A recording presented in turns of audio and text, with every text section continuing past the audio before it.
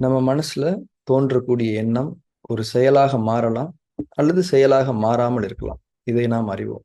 நம் மனதில் தோன்றக்கூடிய எல்லா எண்ணங்களும் செயலாக மாறிவிடுவது கிடையாது. ஒரு எண்ணம் எப்படி உருவாகின்றது என்பது நமக்கு தெரியும். எப்படி உருவாகின்றது? நம்முடைய புலன்கள் மூலம் நாம் உட்புகுத்தி கொண்ட பல்வேறு விதமான பதிவுகளின் வெளிப்பாடாக ஒரு எண்ணம் அமைகிறது. அந்த எண்ணம் நம்மை ஒரு செயலை நிறைவேற்ற தூண்டுகிறது.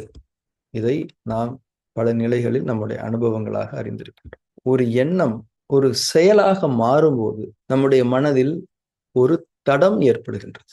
நம்முடைய மனதில் தோன்றக்கூடிய ஒரு எண்ணம் செயலாக மாறும்போது, செயலாக நிறைவேற்றப்பட்டு விடும்போது நம்முடைய மனதில் ஒரு தடம் ஏற்படுகின்றது. தடம் என்றால் என்ன?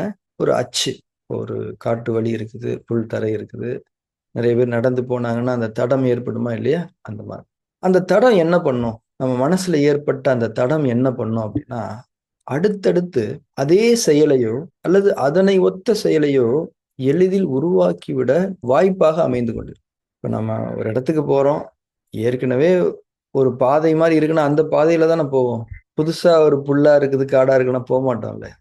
அப்போ நம்ம மனசுல நாம செஞ்ச செயல்கள் ஏற்படுத்திய தடம் அடுத்தடுத்தும் அதே செயலையோ அல்லது அதனை ஒத்த செயலையோ எளிதில் நம்மை மீண்டும் செய்ய வைத்துவிட வாய்ப்பாக இருக்கிறது என்பதை நாம் புரிந்து கொள்ள வேண்டும். நாம செய்யக்கூடிய செயல்கள் நம்முடைய மனதில் ஒரு தடத்தை ஏற்படுத்தும் என்று புரிந்து கொண்டோம். ஒவ்வொரு செயலும் ஒரு தடத்தை ஏற்படுத்தும். இப்போ டெய்லி நம்ம கிளாஸ்ல கலந்து கொண்டிருக்கின்றோம். இது நம்முடைய மனதில் ஒரு தடத்தை ஏற்படுத்துகிறது.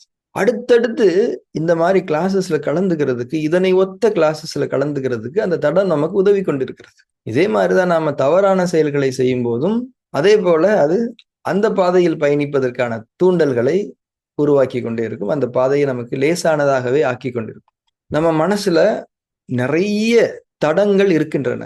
ஏராளமான தடங்கள், நாம் செயல்கள் செய்து உருவாக்கி வைத்திருக்கும் தடங்கள் ஏராளமாக இருக்கின்றன. நிறைய செயல் நம்ம செஞ்சிட்டோம். எத்தனை வயசு ஆகுது நமக்கு? நீங்க சாதாரணமா மெடிடேஷன் கிளாஸ்ல இருந்து உட்காந்துட்டீங்கன்னா அந்த தடமெல்லாம் அழிஞ்சு போயிடாது. உட்கார அது அழியலாம். அதாவது நாம அந்த பாதையில பயணிக்காம இருந்தோம் அப்படின்னா அந்த பாதையில புல்லு முளைச்சிரும். நாம எந்த பாதையில பயணிக்கிறோமோ அங்கே ஒரு புதிய தடம் உருவாகும்.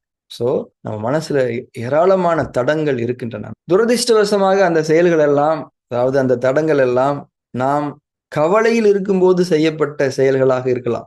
நாம் கோபத்தில் இருக்கும்போது செய்யப்பட்ட செயல்களாக இருக்கலாம். போட்டி பொறாமையில் செய்யப்பட்ட செயல்களாக அந்த தடங்கள் இருக்கலாம். இந்த செயல்களால் உருவான தடங்களாக இருக்கலாம். அப்ப திரும்பவும் அதே மாதிரியான விஷயத்த செய்யறதுக்கு அந்த தடம் நம்மை அழைக்குமா, தூண்டுமா? டெஃபினட்டா.